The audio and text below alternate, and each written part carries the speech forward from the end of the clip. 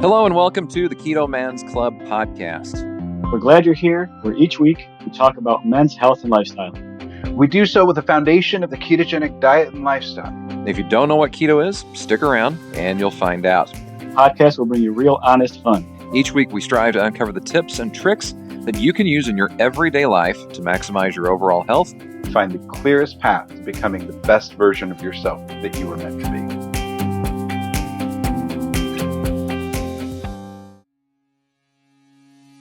This week's episode of the Keto Man's Club podcast is brought to you by the Ballistic Keto MCT oil powder. If you've not heard us talk about it before, it's a lightly flavored, naturally derived source of jet fuel without the common gastrointestinal issues that come with MCT oil. They've been around for years with a commitment to quality and consistency. They currently have 3 great flavors: Mexican Mocha, which I'm drinking today, salted caramel, and the new Gingerbread Cookie flavor. These are great for use in coffee or tea, maybe as an addition to keto hot chocolate, or it can be used in your cooking. Whatever you do with it, I know you'll find it a great addition to your keto toolbox. As a Keto Man's Club member and follower, you'll get 10% off your order when you use the link in the description and the discount code KNC10 at checkout. We thank Ballistic Keto for their support of the Keto Man's Club podcast. Hello and welcome to this week's episode of the Keto Man's Club podcast. My name is Chris. I'm one of your hosts, and this week I'm joined by... Oh, wait. I'm not joined by Berto or Jim. But who is here? Well, I've been on this... Well, it's funny you should say that, Chris, because I've made probably 3 trips to Texas just to record a podcast from New York State. So it's me. I'm John Oakes. I'm aka the Mighty Oak in the group. How's it going, everybody? So this is fun for me. I'm actually here to see a concert and then eat. I think we're up to a pound of brisket so far just at lunch. So my goal is by the time I leave here on Sunday to consume 5 pounds of brisket. So I think we're on a good start. I feel good. Let's go. Yep. Anytime that you land, you go to your hotel to drop off your stuff, and then you go eat brisket. That's a pretty good start to a trip. That's a good start to a vacation. And I brought my wife with me, and she got to experience Texas brisket, which I've always raved about because let's face it, and the boys in our Facebook chat will laugh at this, but it's subpar. The brisket, no offense to the people up in Buffalo, it's subpar brisket. You lack the salt and pepper. The basic element of good Texas brisket. It's just, it's you have to bring it. Well, Texas sets the standard in a lot of ways. So, it's good stuff. Okay, let's dive in really quickly because we've got a guest waiting in the wings and we want to talk with him, and this will be a great conversation. But we do have a couple picks of the week. Let's go ahead and start, John, with your pick. All right, so I'm going to shout out Jason H. In our main group, and he posted yesterday that he's been on vacation from keto long enough, and he's gained a significant amount of weight back, dealing with mental health, which is something that I can speak to, just life stuff and a job change. He's finally at the point where he's fed up, even though he knows all the things that happen in life. He's uncomfortable again with himself, and so I can relate, man. So here, I'm shouting you out. Here's some support. Go get him. He's starting from 398, and he's going to kill it. I know he is. Absolutely, I agree. And that's an important shout out because we oftentimes talk about the guys like I'm about to talk about that have lost a whole bunch of weight really quickly, or have done feats that seem to be inhuman to regain their health. But it's just as important for us to acknowledge those people that are reaffirming that commitment and digging back in and locking things into a new commitment for keto, carnivore, whatever it is that they're locking into. My shout out is going to Kevin Carter, and this is actually post from the end of August, so it's about 15 or 16 days too late, but He just kind of buckled down, lost about 20 pounds within about just 25 days. So basically a month, he lost 20 pounds, and he's wanting to lose another 20 so that he can be lean and mean in Vegas, which he would have already been there. But he's killing it. He's doing his thing, and an awesome job to him as all of our guys are killing it, because they're all out there. They're doing it. They're putting in the work. They're putting in the time, and eating right. And it's showing. It's showing. Let's dive into our guest. So we have a bit of a departure from our normal type of guest, as this is a scientist and a product maker, Daniel, and is it Schuloff? Yeah, that's right. Okay, Daniel Schuloff, and he's the CEO of KetoNatural Pet Foods.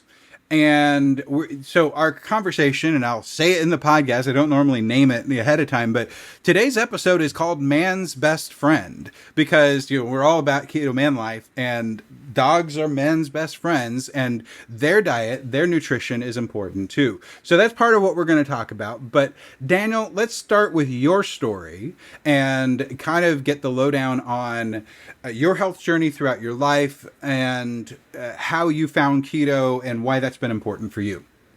Absolutely. Well, thanks for having me, first of all. It's good to be here. It's always fun to talk about this kind of stuff, and it's really fun for me to talk keto science stuff to folks who don't know the doggy side of it, really, which ends up being a big chunk of the community, in my humble experience. How I got to where I am right now is essentially I got really invested in the health of my first dog. I was working this is circa 2010. I was an attorney working in a big law firm, single guy living in a major city, got a dog. He was my best friend. And I got very interested. I was raised, but my mother always had dogs growing up. But I had never had one of my own.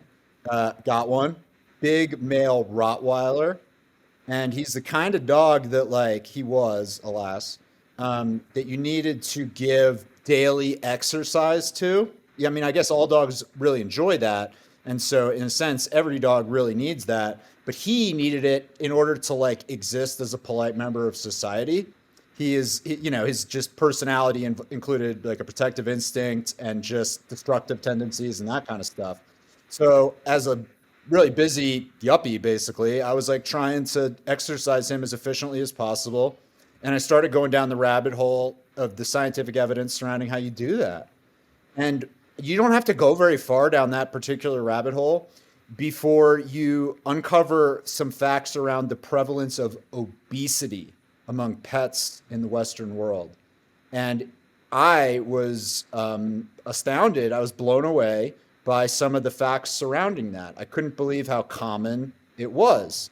Essentially, right now, if you pick the next, so I haven't been able to, we're talking, in case anyone's just listening when ultimately this airs, we're talking on video chat right now. I can't see y'all's dogs right now, but, and I cast no judgment on you as dog owners, of course, but as a statistical matter, it is more likely that your dog is overweight or obese than not right now in America. It is the norm for dogs in America to be overweight or obese. That's fact number one. That's just kind of mind-blowing to me.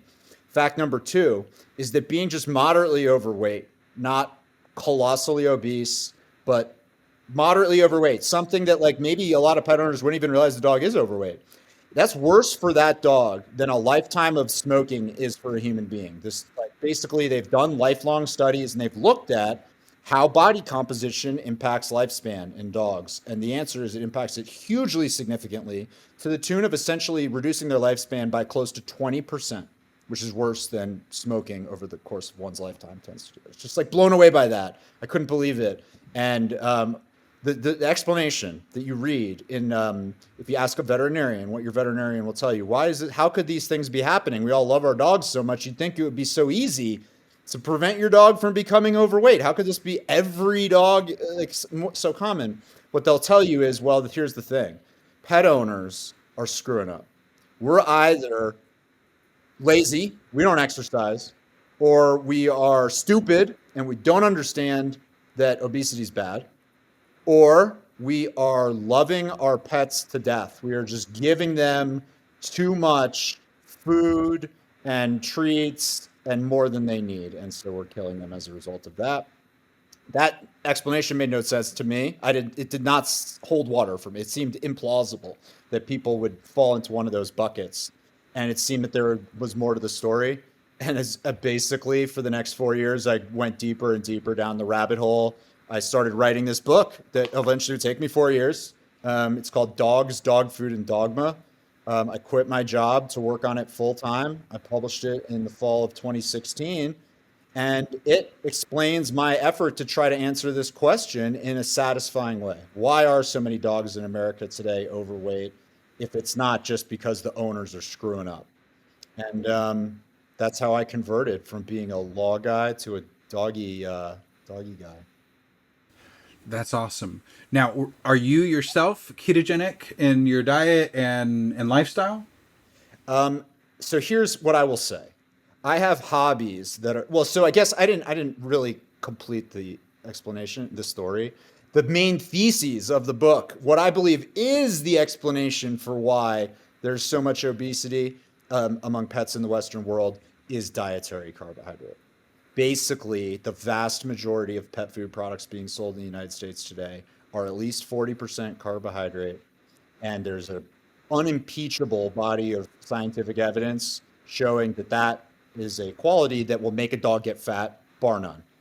And basically the book, outside of developing that thesis, tries to explain why the corner store veterinarian, the average garden variety veterinarian, doesn't appreciate that evidence, isn't inclined to give it any weight. So anyway, beyond that, what do I do in terms of keto? My hobbies are two. I live in Utah and I rock climb. And then the other thing is I do these long trail races. And so if I'm going through a period where I'm just climbing is like not a long duration physical exercise. It's just about like strength to body weight ratio, being lean. When I'm just training for that, it's like I eat very rigorously or strictly keto. I believe that it's efficacious to keep you essentially as lean as possible. But when I'm doing long training runs or in the winter when I'm skiing in the backcountry, I am basically at a huffing and puffing type pace, a like proper run for too long, and I can't do enough of the things I want to do without. And I run a ton, and so I end up eating ice cream and stuff like that. And doesn't mean I believe that it's healthy, but I can get away with it without gaining weight because I just am just so active in that kind of way. So that's where I'm at. Cool. We actually had an episode that will air from the time that we're talking right now, 2 weeks from now, with one of our group members, Jonathan Shane, who is an endurance athlete. He's not doing the ultra marathons, although he signed up for a 50 miler earlier this week. But he's an endurance athlete, marathons and things like that. And he broke down very concisely what he has found that works for him, which is key on a lot of this. But he is capable to carb refeed to the level that he needs to on extra long workouts with a very precise, like, I need this many carbs. And it's like 20 per hour of extra workout past a certain point. Yeah. And that is, so and he's getting that from natural sources like honey, sweet potato, slow carbs or natural carbs, not the refined sugars, not grains. So it's still no sugar, no carb. It's just more along the lines of, resistant starches and things like that we can help. And he's also gotten into using some resistant starches like UCAN that help him. Yeah, that allow him to stay ketogenic in his diet, but this resistant starch he's able to supplement that, and that helps a lot with his training as well. So what you're doing isn't right or wrong, because I don't believe that there's a right or wrong. It's what works best for you. If you found balance when you're in an endurance cycle, eating some ice cream every now and again, eat some ice cream because it works for you. For myself, I'm so metabolically unstable still. I'm not to the point where I can do that and bounce back easily from that. I literally regained 20 to 30 pounds in the period of a month and a half after like 6 months of cutting. And it that took me, down to my lowest weight, and then I screwed it all up because, well, I'm stupid. Oh, it happens. It does. And so, that's, I am not metabolically flexible enough to do that. You obviously are. That's awesome. That's great. Yeah, for exactly. You. I don't go around trying to tell people what to eat in their own Yeah. diet. I have a weird circumstance, kind of, Yeah. Like my things I like to do are just very active. And so They sound like it. And that's great. That's awesome. Tell us a little bit, was that true also as you grew up? No, not really. Honestly, when I was I think it's a reaction to being like overweight as a child, being kind of like not feeling proud of my body, and I think that it's somehow fueled a kind of anxiety, a kind of like nervous energy around those types of activities that have this getting better, fitter type quality about them, I would say. Yeah, that's at least my like armchair psychoanalysis. Sure. Well, I think that's a lot of guys. So a lot of men and women both deal with that, where they'll be like, no, they realize that the way that they grew up was subpar, or that there was something that was less than good growing up, and they're like, okay, that can't happen, and I have control of my life. I'm going to control it, and that's again, that can be healthy. Like you said, kind of, if it's rooted in anxiety, that's not necessarily a great thing. But if you can keep it out of the zone of anxiety and be just motivated to stay healthy and be healthy because you want longevity and everything else, that's the way to go. And that's totally fine. That's totally good. That's how I feel about it too. It's like I kind of am a believer that the perfect can be the enemy of the good.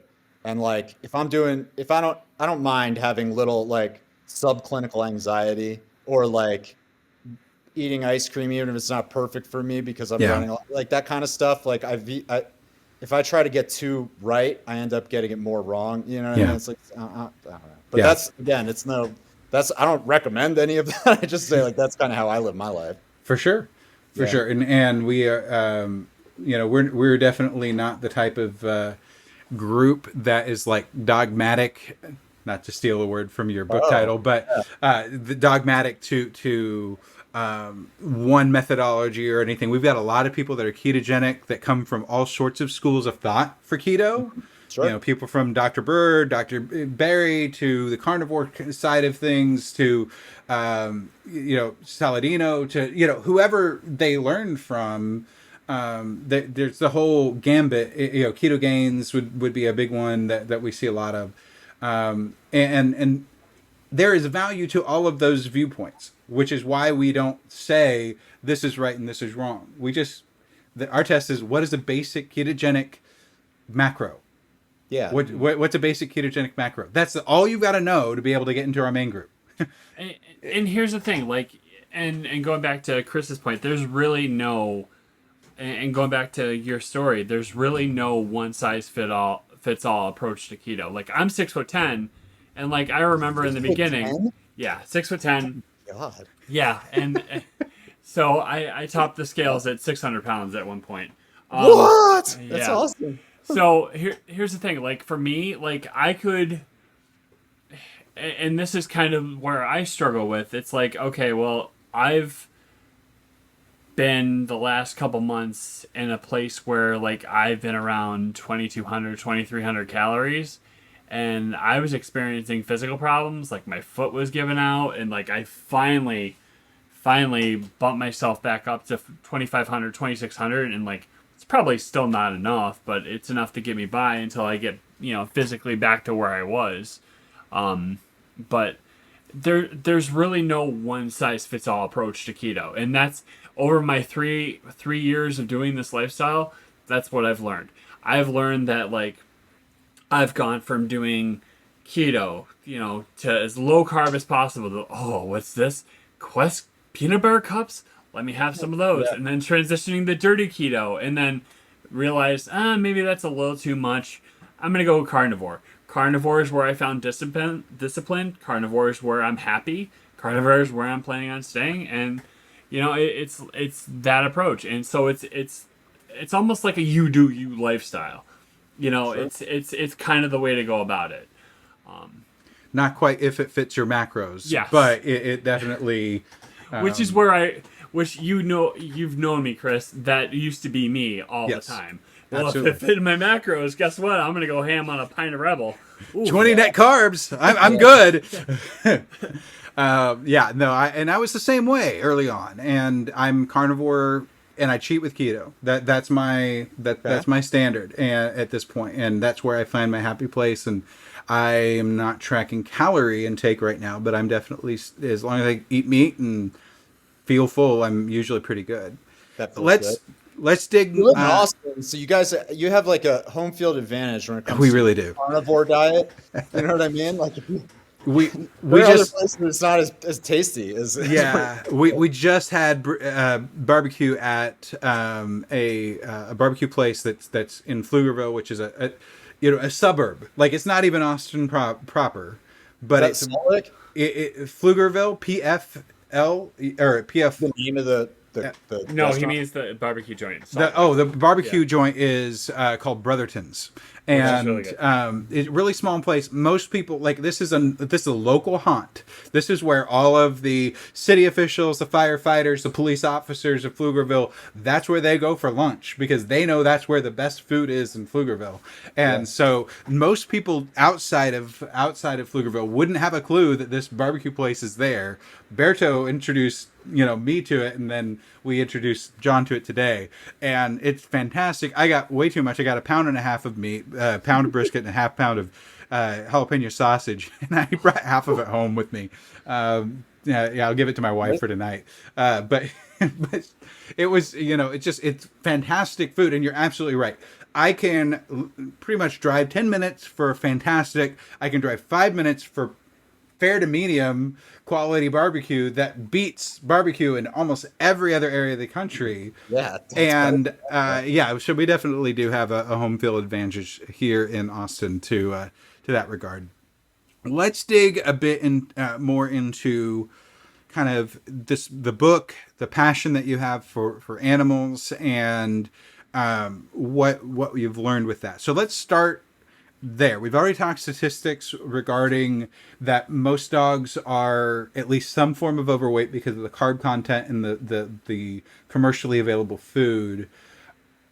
Is the resolution for that just to cut the carbs, or is it more complicated? If you want to take, if the problem is obesity or minor obesity, overweight, and what you want to do is take fat off the dog. If you take carbs out of its diet and replace them with protein, you have to restrict considerably fewer calories. Like, if you restrict calories in addition, it'll get leaner faster as well. You cannot make a dog fat. You cannot make a dog fat unless you feed it chronic carbohydrate. I've never once in my life, it's a big part of my book, like the kind of whole opening section is me living in Yellowstone National Park with the biologist from the Yellowstone Wolf Project, which is the premier place for the study of wolves in North America. And that's really relevant to the issue of what should you do for your dog, because dogs and wolves are so genetically similar that they can interbreed. So usually a biologist will tell you that one way to think about the difference, the line between one species and another species, is whether they can breed and produce offspring. You know what I mean? Like, you can't, a chimpanzee and like a fox can't make babies together, but two chimpanzees can. Dogs and wolves are distinct species, but they're so genetically similar that they can, and very often do, breed with one another and make puppies. And the reason that that's relevant to the discussion what to do with dogs is because gray wolves in places like Yellowstone National Park are still living precisely the same lives they've always led throughout all of their genetic history. And dogs and wolves shared a common genetic lineage for essentially 99.9% of their genetic development. Only in the last 10,000 years is the kind of number that gets thrown around did they branch out into different places. And over those 10,000 years, big changes have taken place in the two populations. They live very different lives, and they're very different phenotypically. Like the chronic disease prevalence that you see in dogs is not something that you see either in wild wolves or in captivity raised wolves, which is an important distinction. It's like wolves in the wild, as you can imagine, live lives of scarcity and violence, and they don't live necessarily into their ripe old age. But in captivity, that's not the case. Captivity in a zoo setting, you essentially are trying to give the animal as much of its natural lifestyle as possible. And even in those settings, the incidence rate of like cancer, for instance, among gray wolves is less than 10%. Whereas in pet dogs, it's something like 40%. So it's like a hugely different outcome. And so it begs the question, okay, what are the lifestyle differences here that are producing different things? And in the one very important way they're very different, which is that wolves eat 0.0% carbohydrate, and dogs in most cases eat like, depending on what diet you feed it, it very often, if you're feeding it a dry diet, almost certainly it's going to be more than 40% carbohydrate. So if the problem is obesity, basically, one of the solutions, you can do it, there are numerous ways to skin the cat, but the easiest one is feed it exactly the same number of calories it's always eaten and just knock the carbs out of its diet. It will lose the body fat. That study's been done countless times at this point, and the result is always the same. Like isocaloric studies where they give one group of dogs, give both of them exactly the same number of calories. The only difference is the carbohydrate to protein ratio. Every single time they do it, the dogs that are on the low carb diets end up considerably leaner. So I actually asked one of my vets recently about this because I was curious. And she flat out told me that dogs require some level of greens in their diet, that type of thing. And I'm like, I didn't want to tell it to her face, but I'm like, yeah, it's, okay. Yeah, go ahead. I try to tell the story. Part of like I said, part of the book is this is what the studies say, and part of the book is the sociological, investigative, journalistic task of trying to explain why, given that, you have outcomes like you just experienced, interactions like you just experienced. And so there are a few take-home points. Number one is that vets are, I know a lot of vets. They're all unquestionably intelligent people, unquestionably. Every single case. In order to get through graduate school in the United States, you've got to be a pretty smart person. However, the amount of material they're taught about nutrition is minuscule, is problem number one. So there are 28, at the time I wrote my book at least, there are 28 veterinary schools in the United States. In more than half of them, you can graduate without taking any nutrition course whatsoever, period. Not a single course. You don't have to take anything. In the places where you are required to take it, in almost all cases, it is a 2-credit course, which, if you can think back to your college or grad school days, is basically the lightest course load you can take. The material that's used, you caught me without a prop. There are big, fat veterinary nutrition textbooks that exist, 700-page compendium type things. That's not what is used to teach garden variety vets about nutrition. What's used to teach, this is just a novel, this is just an example. You're talking about something that's 100 pages, that is in most cases something that the instructor printed. It's not even a book. It's just a outline type thing that the instructor put together. And in that, you not only, my book, let me give you an example. My book is 400 pages long, and it deals with one subject, obesity. That's it. You're talking about a 100-page thing that deals with not just all nutritionally related topics, but all species except for people. It's not, when you go to veterinary school, you got to learn about all the animals on the ark. You don't just learn mine's about dogs and obesity. That's it, 400-page, 100-page bibliography. So it's absurd, how little information. The second problem, and the bigger problem, is that what information they are taught is influenced tremendously by what I call big kibble, the big, old, historically involved pet food companies that have a very vested interest in what veterinarians believe and play a colossal role in shaping what they know. Like I said, there's only 28 veterinary schools in the United States.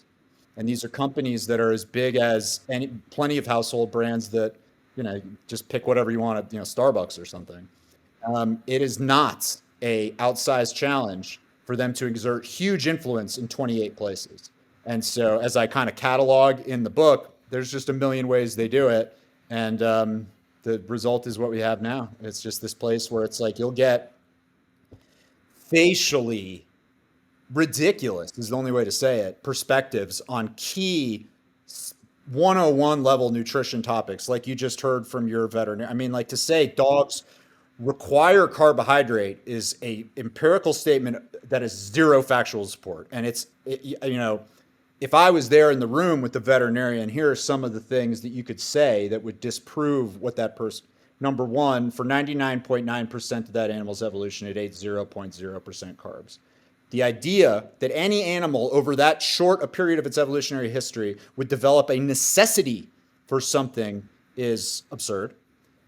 Secondly, there are in the United States, when you sell pet food, you've got the nutrition has to meet certain like demonstrated meeting of like a whole nutritional framework. You have to provide certain amounts of specific amino acids, certain amount of different types of fats, micronutrients, macronutrients. There's a whole big profile. Depends what the life stage. Is this a lactating, female dog? Is this a growing puppy? Whatever.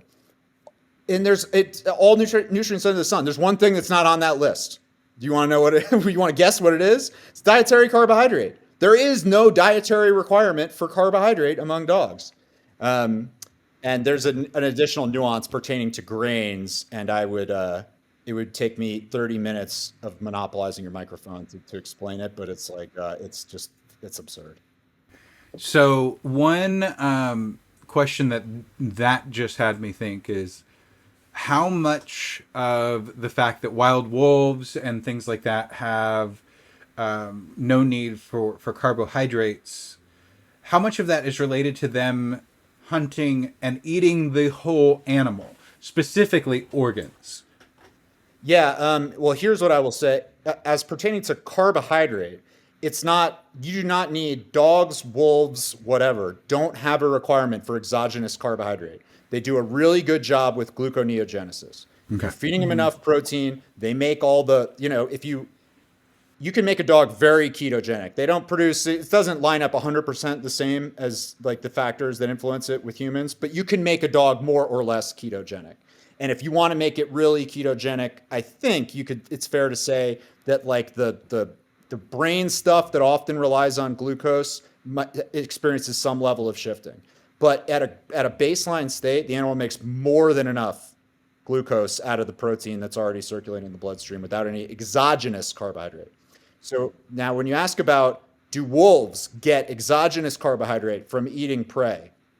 There is probably some amount in the liver, which is a place where glycogen is stored, as I'm sure you guys know, to some degree. But this is, relatively speaking, this makes up something less than 1% of the prey, like the volume or the mass of the prey.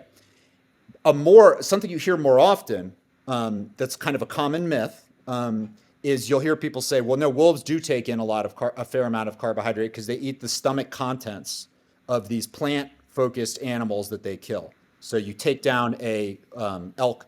The elk is what's called a ruminant. So it's got the digestive organ called a rumen. This big fermenting pot. It's like not like your stomach. It's this whole, and often there's just 50 pounds of plant matter just hanging out in there fermenting. And so it has been advanced in some places and kind of become a matter of popular wisdom that like, oh, no, that's where wolves get their carbohydrate from. That's not true. I document the sources in my book, and it's something you hear every wolf biologist say, that like when you get to a wolf kill, like they eat obscene amounts at a time. That's one thing wolves do. They eat like 10 pounds at each kill right away. So they beat you guys even. But when you get to a kill that's been picked over for a period of time, like the whole pack has gotten to it and they've moved on, there are two things that are typically left. There are the bones of the deceased, the ones that are too big. You know what I mean? Plenty of bones, wolves gnaw and chew down, get it down. Some, pelvis, big like thigh bone, too big, can't break it, that's still there. Second thing that's there is the contents of the rumen, the wad of half-digested plant material you'll find laying amongst the bones. They will eat the lining around the rumen, but they don't eat the plant matter itself. And the reason they do it is a whole nother justification for why we know they don't make basically one thing.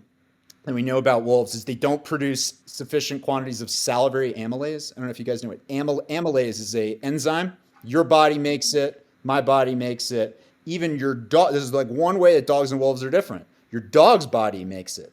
And what it is, it's the stuff that if you put a piece of bread in your mouth, God forbid, you put a piece of bread in your mouth and you let it sit there for 15 seconds, it'll start to taste sweet. That's because this enzyme amylase breaks starch into glucose, basically. So it's becoming sugar in your mouth, tastes like glucose. Wolves don't produce it. They've done genome studies where they look at the differences between a wolf's genome and a dog's genome, and most of it's in the brain, but some of it is they don't produce amylase. They can't digest starch, so they literally can't eat the stuff. So when somebody says that, they're probably wrong. So as Chris mentioned, I have 2 dogs at home. So like, I have one dog who's extremely high energy, very active, will chase after everything, and I have one dog who will I work from home, so he'll literally, sit behind my chair and do nothing all day, and you touch him, and like, I've noticed a difference because we've recently changed his food to his mood, and honestly, like, I have a brother who I adore who works for Milkbone, so I kind of know. I know the inside baseball stuff of like how that stuff's made, and I know it's like not something I should really feed my dog. And in the grand scheme of things, if I wanted to give my dogs a ketogenic diet or just a protein-based diet, what's a good, reasonably cheap way to do so? Well, at the time that I published my book, which was the fall of 2016, you had generally speaking, you had 2 options. Neither of them were great. If you're somebody that was like, I want to feed as little carbohydrate as possible to my dog, what do? Number one, you could feed the lowest carbohydrate kibble style, dry style product you could find. Mm-hmm. The problem with that approach is that the lowest is like 30% carbohydrate. It's like, you guys are low carb people. If you know how like it took a while for low carb like bread products to kind of, it's hard to bake like a bready thing without starch. The dough doesn't want to hold together, without it. It's the same concept in making kibble. It's like meaty bread. Like historically, kibble's always included starch. Not only is it cheap, it's like part of how you make the stuff. So it's hard to get it to hold together without it.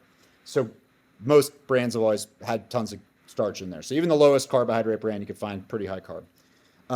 Or you can feed it some version of a raw diet. And in that case, you don't need the starch because you're not baking it. It's raw.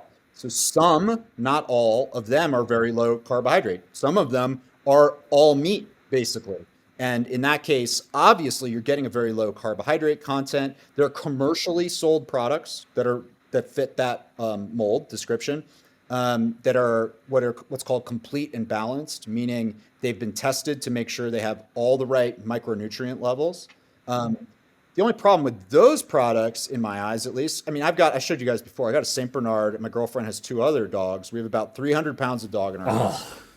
And so those things, it's like the difference in price is considerable between the fanciest kibble and the cheapest commercial raw diet.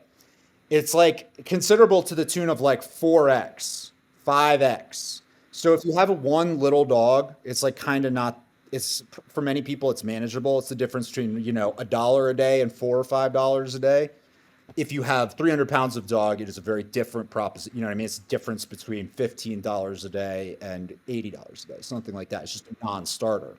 And it's also, because it's raw meat, you have sanitation and preparation, storage issues. So it's kind of not a product for everybody, which is why I created KetoNatural Pet Foods, which is a company whose goal is to marry the best of those 2 qualities together, a truly low carbohydrate content in a kibble form.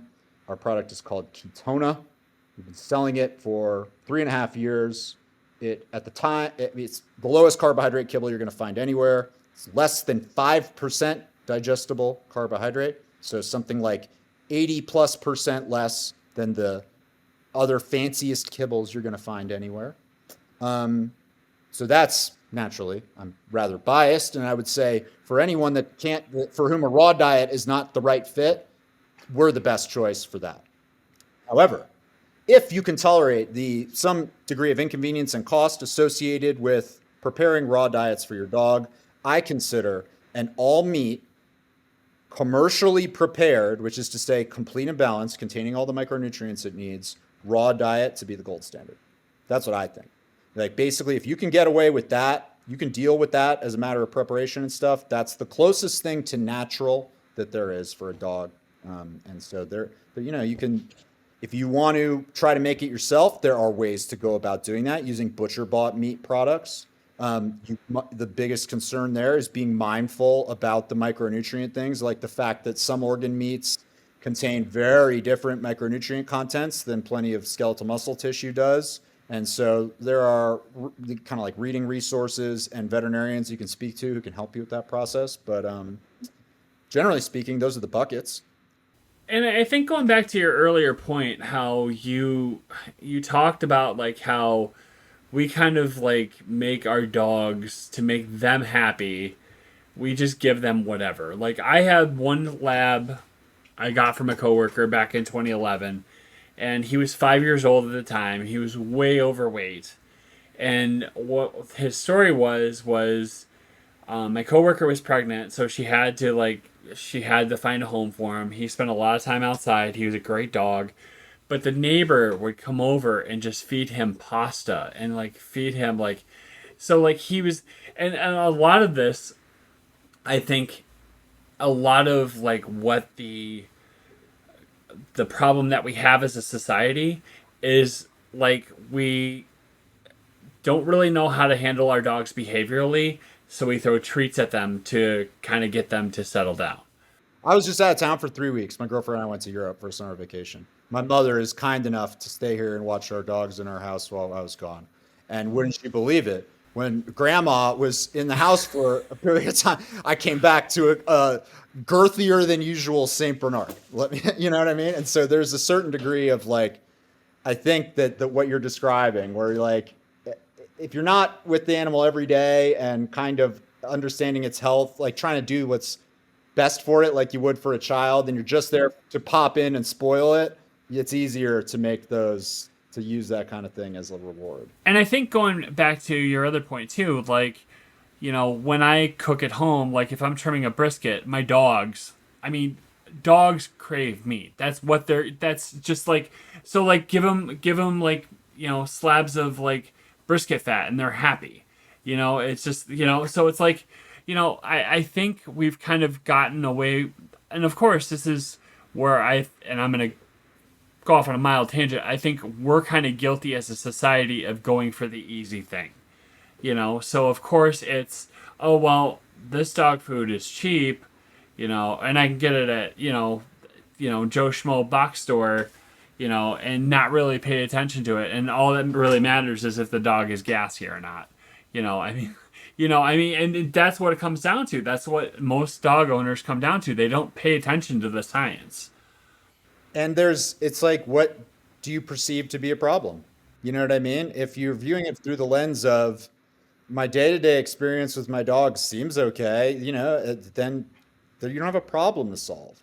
If you recognize long-term chronic disease outcomes and risk like that, and you're trying to keep your, you know, it's like my book is like the emotional core of it is like, it is a underappreciated tragedy, not just a sad thing, but a tragedy that all dogs, you love them because you have the hard wiring to bond with your kids, right? Like you wouldn't love it if you didn't have a child bonding quality to your psychology. You wouldn't care. The dog wouldn't feel any different, but you do. And so it does. It's jacking that most primal kind of love where like, there's no bigger tragedy that we're aware of than like a person's child dying before the parent. But every dog, it's baked into the experience that's going to happen. And it's, you know, that's the emotional. It's so anyway, yeah, if you view it from that perspective, there's a problem you can solve, you know, minimizing the disease risk. Yeah. And going through like the dogs I've owned and like the dogs that we have now, they're relatively young. So like now we're kind of paying attention to, you know, my one dog who is, you know, going to be 3 next year is relatively overweight, and he's the inactive one. So like, okay, well, we gave him healthy weight, and then my wife all of a sudden says, oh, he doesn't look so pudgy now, let's switch him to the regular dog food. And then next thing you know, he's sitting behind you, and it's like death by 1,000 dog farts. It's like, it's not really good for him, and it's just like, it's like time to rethink things a little bit, because I love the 2 dogs that I have, like, are the best dogs that I've had, and like the best combo of dogs I've had, and I can honestly say that I would rather like make sure I do what I can to keep them around. I know that I can't prevent any other illness or anything like that, but like if the end game is to make sure that they're healthy as possible, then I need to do what I need to do. Yeah, there's a lot you can't control. There's a lot you can't control, but there's a huge thing that you can control, and it's very impactful. It's like a lifetime of smoking. And so here's a little tidbit that you might want to mention to your wife. One big thesis yeah, exactly. Sorry, that came out right. It's not like I don't presume to know if your household works anything like mine. That's probably not gonna happen. But anyhow, here's the thesis, and it's very well supported in the evidence. There's really no such thing as a dog that is too lean. That really, when you look at the evidence, the leaner the animal is, as long as the muscle mass isn't starting to erode, the leaner the better. It's not like a lot of the mainstream belief is that the relationship between body composition and health is like a U-shaped curve where the optimality is at the bottom. That's not what the evidence says. The evidence says is that it's an upward sloping line. That like the leaner your dog is, the lower its chronic disease risk. So take that to the bank that like it's not really he got down, now he's too lean, let's fatten him back up again. That's not a good strategy. Yeah. In that regard, do we notice or see that biologically that dogs have call it a safety valve or something that keeps them from getting underfed, or like, because I think that would be the main concern that the general public would have is, well, what if I'm not feeding them enough calories and they're nutrient deficient or that type of thing? Well, as far as nutrient deficiency goes, that's kind of the issue I was talking about before with if you're buying a commercially prepared pet food, and it's what's called a complete and balanced food, which is the vast majority of food products being sold, then you can feel good about that. And that includes everything, protein, the amount of protein that the animal needs. I am of the belief that what's optimal in some of those cases, particularly in the case of protein, is not the threshold that where you need to clear that in order to be considered complete. But that said, if you feed a product like that, you shouldn't have to worry about that unless you're feeding far less than the manufacturer is recommending. However, dogs do have a mechanism to deal with. They have body fat. That's the main role of it. It's like I said before, the reason that a wolf eats 10 pounds of meat when it sits down to eat a meal, and that's not an exaggeration. The reason that's a thing is because they don't eat for 7 days after that. They go a long time between kills. And during that period of time, they are essentially living off of stored body fat for energy. And that's it, And so your dog, there's plenty of studies. Like there's, I don't know, I can tell you all kinds of stuff. They have these treadmill studies where they take a beagle and they fast it for 20 days and then they make it run 20 miles and it does just fine. My wife might debunk you on that with my one dog Cypher, but yeah, like no, he's really active, but like even like the food that he's eating, he'll still like be hungry and pining for food. Yeah, I mean, it's pining for food and hungry. I don't know if those are the same thing. So if we think Neolithically, which, is all a little bit pseudoscience, but, if we think about what things were like a few thousand years ago, humans were actually really much the same. We were feast or famine. We were hunt, kill, get the animal, eat, and do everything we can to eat what we had because preservation ability was technologically not as advanced as where we are now. And so you had these big swings between feast, then hunt, which was, sprinting after a thing or, whatever. But you'd go long periods of time, week or two at a time, potentially, without eating a significant amount of food. And then you'd feast again. And it was this feast and famine, feast and famine, feast and famine thing. Animals are the same way, just like you're saying with these wolves and with these animals that are in nature. If they are eating a whole bunch of food in a short period of time, but that's where, and whatever's not used, their body puts into fat so it can be used over the period of time until their next kill, whenever that may be. And it's like, and the I'm with you on basically all, it's like the notion that it's kind of pseudoscientific to try to reconstruct, to try to put ourselves back 2,000 years and try to figure that out. Yeah, there are challenges around that. Doesn't mean that the principle of trying to eat the way you've evolved to eat is wrong. It means it's just hard to figure. In the world of dogs and wolves, you don't have to do that exercise. They're still, you can look at them today. Tomorrow morning, you buy a flight out to Jackson, Wyoming, and you drive up to Yellowstone National Park, and you can look at it yourself. And that's, it's like 10 pounds. One of you guys try to eat 10 pounds of meat, okay? And this wolf is 600 pounds. What? What's that? Your most at one time was 3? Yeah, 3, yeah. Okay, and I'm talking about not like this. I'm not quoting you the Guinness World Record most a wolf's ever eaten. This is like what is a garden variety wolf meal.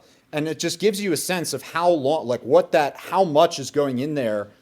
There's a long time before that's taking place again. So it's, yeah. I can argue that the co-host of this show, Alberto, could probably eat about 7, but be impressed. Yeah, he's one of the measuring sticks that we all try to live up to. So let's we want to be respectful of your time. We're hitting about 50 minutes right now, so we want to make sure that we don't take up too much of your day. So are there any other specific things that people need to know about this that we haven't covered so far, that really need to be really at the forefront of our minds as we're thinking about providing for our pet friends? And I know your dog and your studies aren't surrounded by or aren't centered around cats, but is any of this transferable into the feline world? So the metabolic nuts and bolts of, carbohydrate goes in, becomes glucose, gets absorbed as glucose. Insulin is what's used to deal with it. All that holds exactly the same. Dogs, very much the same. Dogs, cats, human beings. With regard, a cat, the case that a cat should be fed an all meat diet is stronger even than the case that a dog ought to be.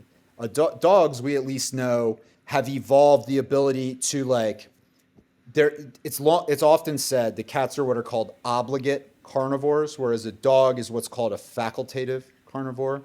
And what that means is, in some folks' eyes, is an imprecise classification, but in some folks' eyes, you cannot keep a cat from developing a disease of deficiency without feeding it some amount of meat. And that you can keep a dog, if you structure a diet just right, supplement it just right, you can allow a dog will stay alive even with zero meat in its diet, whereas a cat won't. There's not enough of the amino acid taurine. So it's very much as strong. The obesity case, unfortunately, is just as pervasive. The obesity problem, just as pervasive among cats in the United States as dogs. So it's basically a 1 and 2 type problem. And cats even provide a pretty interesting demonstration that this is not a question of us being lazy and not exercising the animal enough, because cats don't have this kind of take it for a walk, play a game of fetch, targeted exercise type thing. And we're still somehow 50% of them are obese. It all very much holds true. Gary Taubes is somebody that I worked with for a good chunk of the book. Gary's a cat guy, and he's got all kinds of stories about his cat gaining and losing body fat as a result of how much carbohydrates in its diet. And it's even, sorry, let me make one more point. With cats, you have, just like there are folks like the Verta Health folks who can say and factually defend the fact that they can put diabetes into remission, cure diabetes with a zero carbohydrate diet. There are veterinarians who can do the same thing on cats. Dogs, diabetes works a little bit different, but basically you can put a cat into full diabetic remission if you put it on a zero carbohydrate diet. Awesome. So that's I don't have any cats. I like them, but I don't have any. And so I have 4, so I can vouch for the fact. He's got 4. I've got 2. It's cool. We both have full houses. I did have one last question about dogs because this is something that I've seen probably my whole life. And I think if I were to spitball a guess, which you can confirm, that the reason for this is largely because of the type of diet that they're getting with kibble or and that type of thing. Why do dogs eat grass? I don't know. Okay. I don't know. Here's you'll hear explanations, and they always feel, to me at least, a little bit half-hearted and not like fully baked scientific theories. I think So basically the best guess to me seems to be that it's something that like is in response to a feeling of digestive upset. That there's some kind of like put more stuff in there reaction to like try to quell that. But that's just the best that I've ever heard. I don't think the world of pet food and veterinary nutrition is really heavy on people making definitive claims about what's going on inside the mind of animals. And it's just like, okay, pump the brakes a little bit on that. But it's just like, yeah, that's the type of issue that's very hard for me to try to, I don't know. That's a fair answer. And honestly, I've heard exactly the same thing, that their stomach's upset, they're eating the grass because that's going to cause them to help purge whatever it is that's in their stomach that's going to and I've seen it. I've literally seen it with my dog. I've seen it too. I don't know the mechanism exactly or the kind of evolved theory, but like, yeah, that is a behavior that I've seen plenty of times. Yeah, absolutely. So I'm right there with you on that. I think that, and there are people that would use something like that as an argument that, oh, well, dogs do need carbs. And no, I'd agree that it's actually a self-medication for themselves. It's not nutrition and that type of thing. Yeah. It's just like, that is the kind of thing that passes for one of the better arguments in favor of feeding a dog carb. Like that's the state of the world these days. Yeah. Is like there's so many folks with degrees who say things like what your veterinarian said to you that are just shockingly poorly reasoned. That kind of thing at least like passes something of a plausibility test. And it's just like that's where we're at right now. So I think long way to go.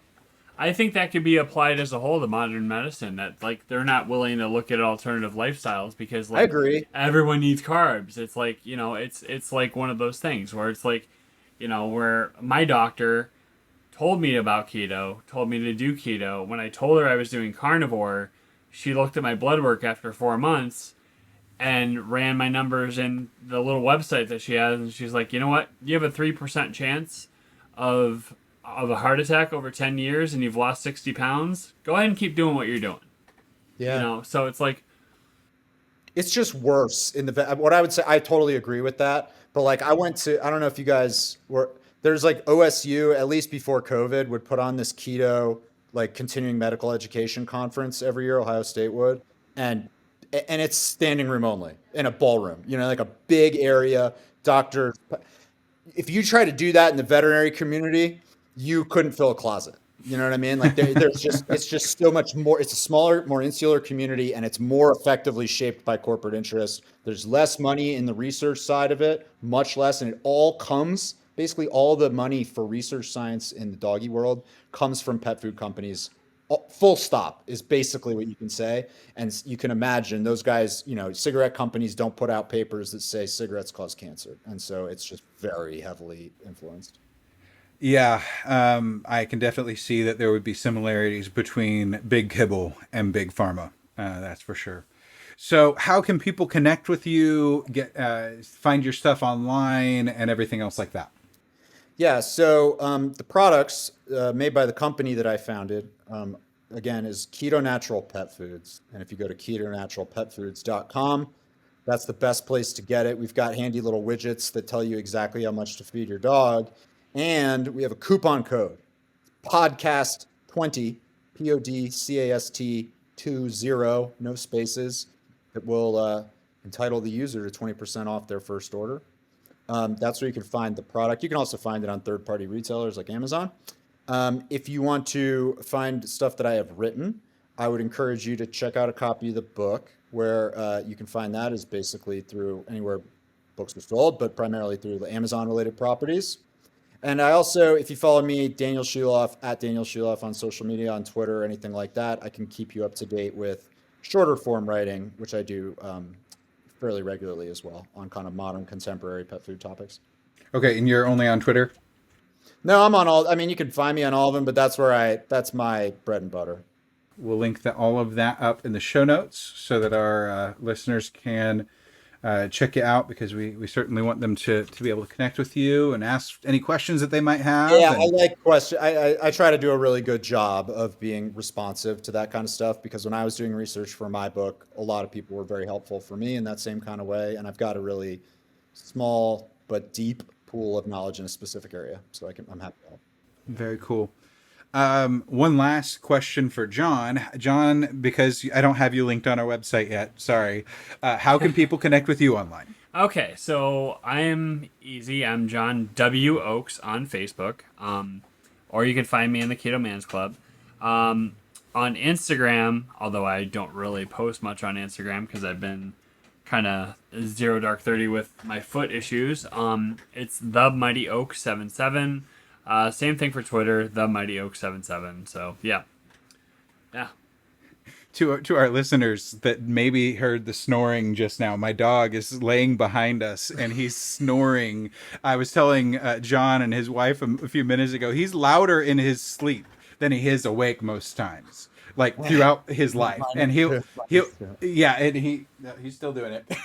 He's still snoring. Yeah, I think it was the guest. The guest wants to put him to sleep. Yeah. Also, John, you're going to a concert tonight? I'm going to a concert tomorrow. Oh, okay. So, man, 6'10", you're allowed to go to you got to sit down, right? So, like, funny story. So, and I don't know if Chris will mind me sharing this, but I'm a huge fan of the band Alter Bridge. And the band Alter Bridge is basically 3/4 of the band Creed and Mark Tremonti, who is a phenomenal guitarist. So he played Rochester. I live outside Buffalo. So he played in Rochester on Wednesday night. I literally stood on the rail for 4 hours watching the concert. It was him and Seven Dust, which was phenomenal. So I do this thing in the beginning of a concert, where people are lined up behind me. I'll be like, look, I'm sorry. I can't help it. I'm tall. I can't help it. You're short. Get over it. Move on.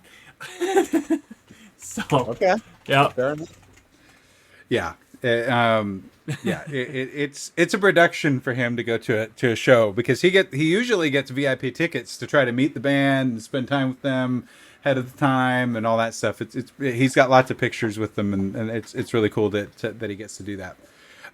Okay, well, let's go ahead and close this up. Thank you again, Daniel, for joining us. We really appreciate your expertise and your wisdom. Sometimes when we have products or product representatives on our show, it's all sales, and I really appreciate that you did mention your product. We wanted you to mention your product, but you were here to give value to our audience, and that is highly valuable to us, and so we appreciate that greatly. So for our listeners, for John and for Daniel, thanks for listening. Until next week, make sure to eat meat, lift heavy, sleep, and repeat.